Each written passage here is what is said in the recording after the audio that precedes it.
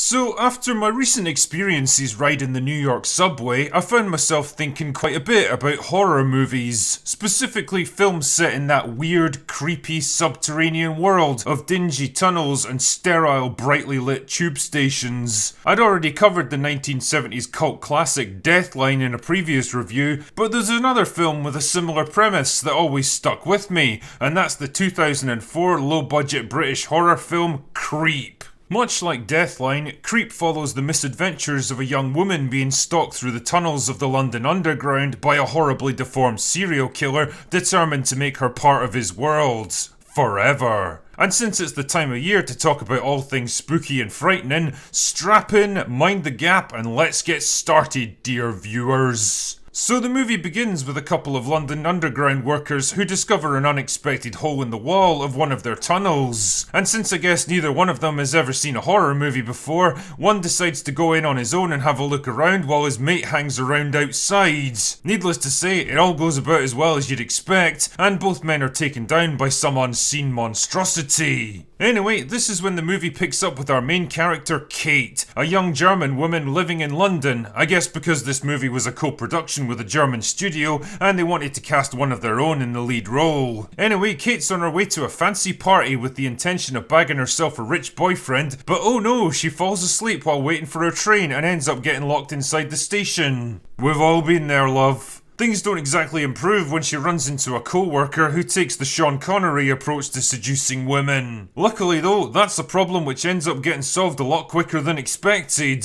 But what exactly attacked him, and what does it want with Kate? As she flees through the abandoned subway tunnels in search of a way out, she runs into various outcasts and underground employees, some willing to help and others not so much. But good or bad, the body count soon starts to rise as people get killed by an unseen monster in a variety of gory ways, until at last Kate finds herself captured and held prisoner in the creature's dastardly lair. But will she have what it takes to escape and fight her way out to safety, or is this where she'll meet the end of the line? Creep is one of those perfectly brisk and efficient horror films that moves along at a rapid pace and doesn't waste a second on pointless scenes or unnecessary exposition, and as a result, it never overstays its welcome. It's able to separate its protagonist from the rest of civilization within the first few minutes, quickly establishing an oppressive atmosphere of isolation and claustrophobia that persists all the way to the end. It shows you just enough to let you make educated guesses about events and characters without feeling they need to spoon feed everything to you, and I've got to admit, I really appreciate such a restrained, pared back approach. The script itself is an interesting mix of well-worn horror tropes and surprisingly smart and original character development. I mean, let's be real, the concept of an attractive young woman being stalked by some disgusting monster through dark underground tunnels isn't exactly groundbreaking stuff for the world of horror, and the origin of the creep itself as the product of some illicit underground clinic is about as cliched as they come. But what's interesting is how the film plays with our expectations of what a horror protagonist can and should be. When we first meet her, Kate's clearly not someone we're encouraged to sympathise with or like. She's arrogant, self-absorbed and dismissive of anyone who can't do something for her, and if this was a different film, she'd be the kind of closeted antagonist who ends up betraying her friends to save her own arse, only to meet a violent and much deserved death.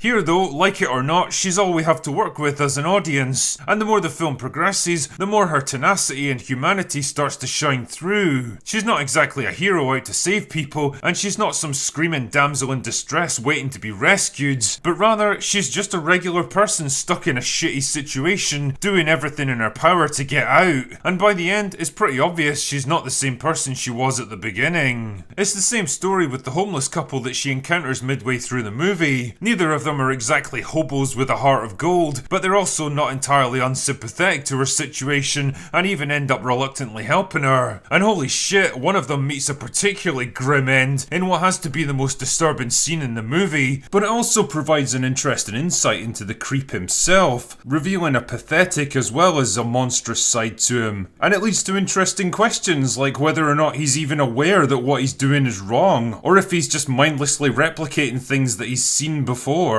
There's an implication that there's some shred of humanity left beneath his monstrous exterior, but how much awareness and control it actually has is anyone's guess. Overall then, Creep is a neat, effective little horror movie with some decent tense and disturbing moments that doesn't really aspire to be anything more than it is. It's not the most complex or sophisticated plot ever, and if you think too much about it, you'd almost certainly question how plausible any of this stuff actually is. But I get the impression that was never the intention behind it. It's content to deliver a good helping of shocks and scares in a natural horror environment that breeds tension and claustrophobia, with a small but competent cast of lesser known actors, and an ending that's as satisfying as it is ambiguous. And if you're in the mood for a low profile British horror movie that you might have missed first time around, then Creep might be just the thing for you.